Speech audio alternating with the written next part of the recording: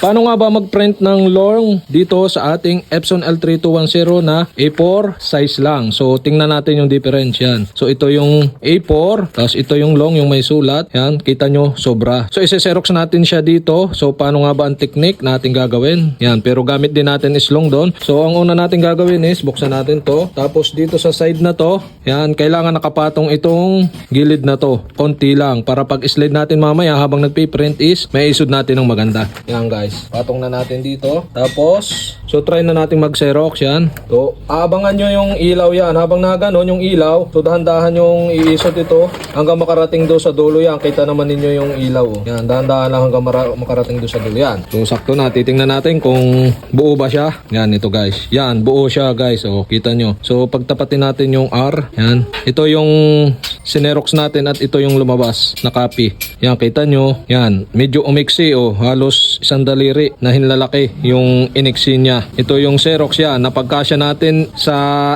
Epson na L3210 na A4 size lang ang kayang i-Xerox. Pero na i-Xerox natin ng long.